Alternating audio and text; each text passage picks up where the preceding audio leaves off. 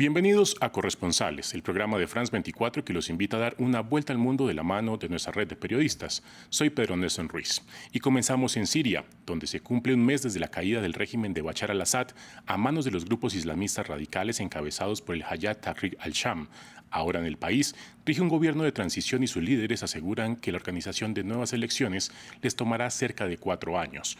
Entre tanto, en el terreno, el nuevo ejecutivo ha abierto centros de reconciliación para concederles amnistía a los antiguos miembros del régimen de Bashar al-Assad que no hayan cometido asesinatos ni actos de tortura.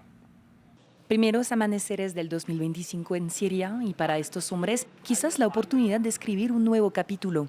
En la ciudad de Homs, este centro de reconciliación dirigido por el gobierno de transición invita a antiguos soldados y policías del régimen de Assad a darse a conocer. Recibimos antiguos soldados del régimen derrocado en 4 fases. La primera es registrar su nombre, la segunda es hacerles una foto, la tercera es rellenar sus datos y la cuarta es darles un recibo tras rellenar los datos con el que recibirán su tarjeta de identidad temporal al cabo de 10 días.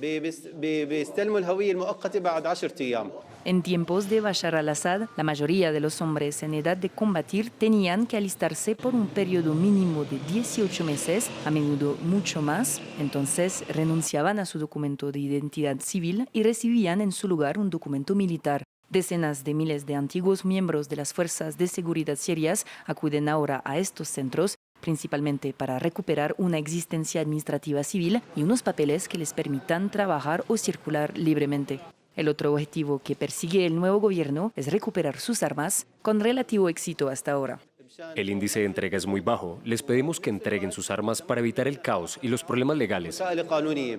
El nuevo gobierno provisional sirio ha asegurado que los soldados y policías que no cometieron asesinatos o actos de tortura bajo el régimen de Assad serán amnistiados y protegidos, pero decenas de videos en redes sociales muestran actos de venganza, asesinatos, secuestros e incendios provocados. Reunir y reconciliar a una sociedad devastada por 13 años de guerra civil no será una tarea fácil.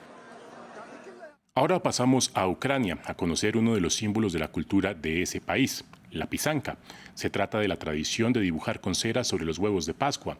Las familias ucranianas han pasado los conocimientos a través de las generaciones, incluso en momentos que su práctica fue prohibida, como sucedió durante la época de la Unión Soviética. En diciembre de 2024, este arte fue reconocido por la UNESCO como Patrimonio Cultural Inmaterial de la Humanidad. Este es un informe de Catalina Gómez Ángel. Con la misma delicadeza que el pisachok se desliza sobre la cáscara, Oleisa enseña a sus alumnos el arte del pisankastua, la tradición de escribir con cera sobre huevos, uno de los símbolos de la cultura ucraniana. La elaboración de huevos de Pascua es una obra de arte popular que se remonta a tiempos antiguos y nos fue transmitida por nuestros antepasados.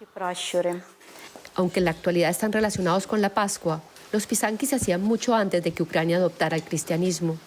La simbología de este arte se ha transmitido históricamente en la privacidad de las casas, de madres a hijas. Este símbolo significa el árbol de la vida y este símbolo es una flor. El Museo Iván Honchar en Kiev está dedicado a la cultura popular ucraniana. Aquí atesoran una enorme muestra de pisankis representativos de las regiones del país.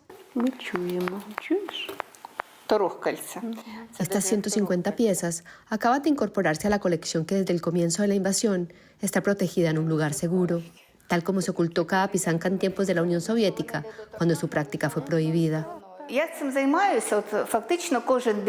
En realidad trato este oficio casi todos los días y me sorprende constantemente cómo se ha conservado la diversidad de esta ornamentación. Es única.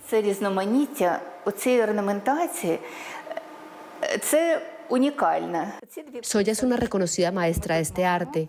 Cuenta que se han documentado más de 5.000 diseños en toda Ucrania. Un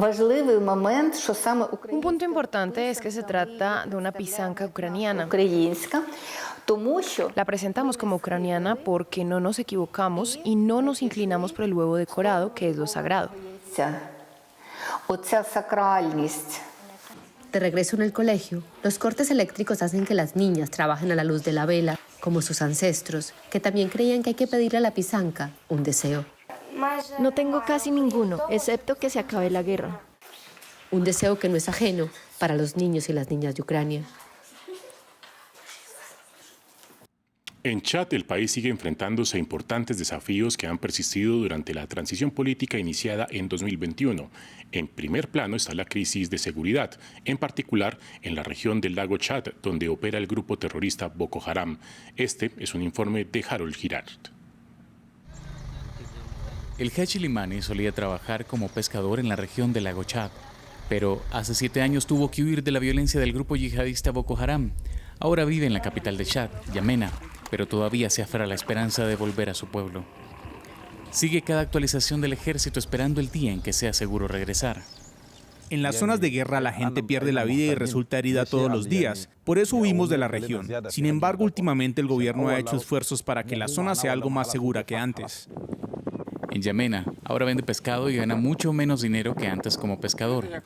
Confía en que los alcaldes y diputados elegidos en las elecciones le ayuden a mejorar su nivel de vida. Cuando pescábamos en el lago Chad, las cosas aún iban bien. Pero desde que estamos aquí en Yamena, el precio del pescado ha bajado y también nuestros beneficios.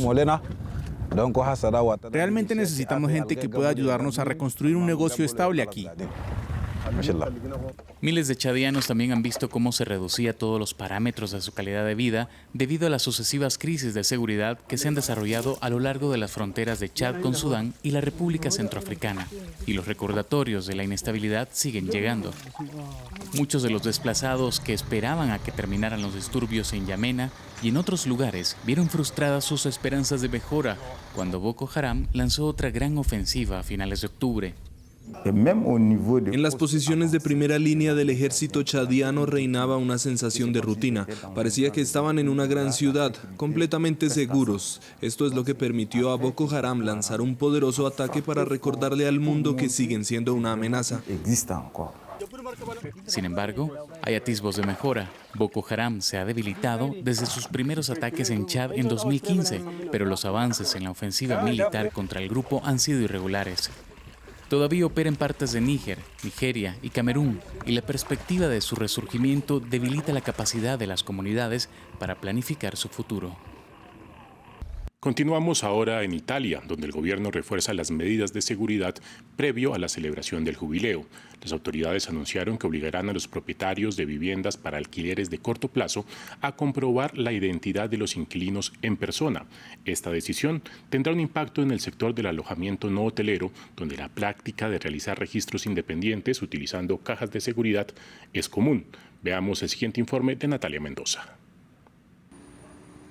Estas cajas se pueden encontrar en todas partes, sin embargo, la mayoría pasa desapercibida. El cofre de seguridad de auto-check-in de Airbnb permite a los turistas ingresar a su alojamiento sin reunirse con el anfitrión.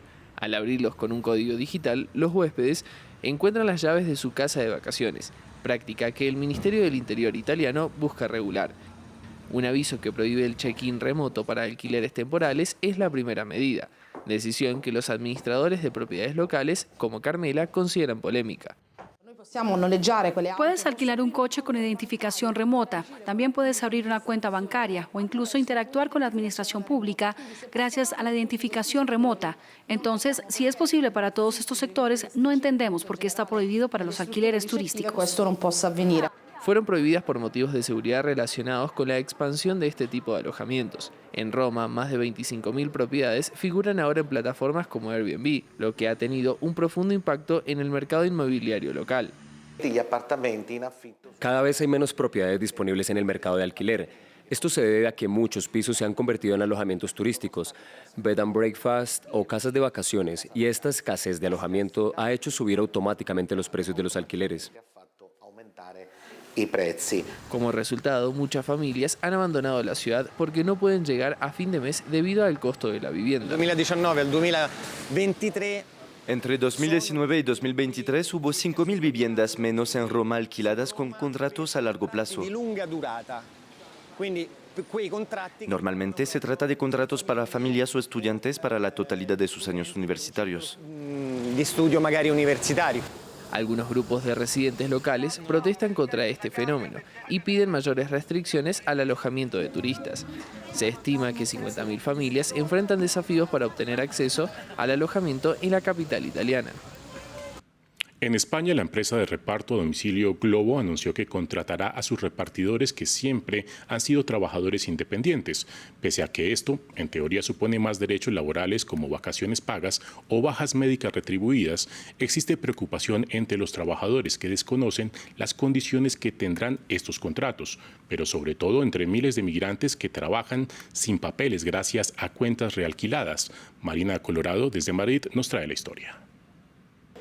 Para miles de repartidores, la regularización de empleos anunciada por Globo en España es un motivo de preocupación.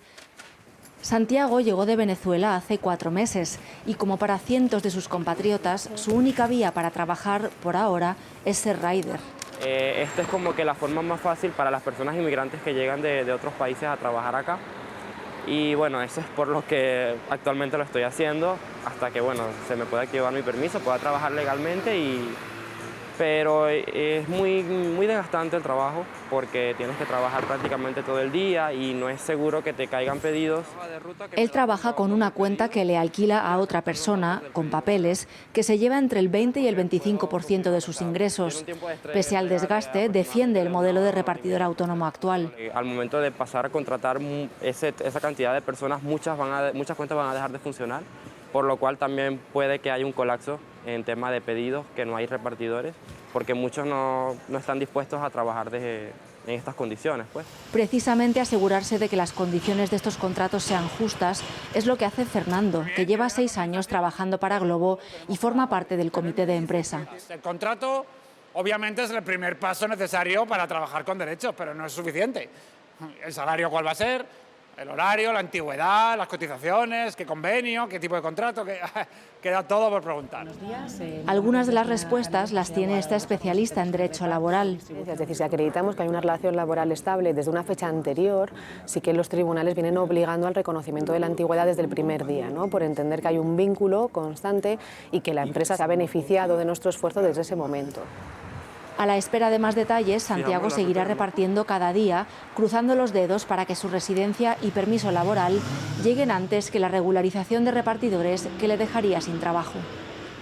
Gracias por acompañarnos en esta nueva emisión de Corresponsales, pero recuerden que toda la información internacional continúa en France 24 y France24.com.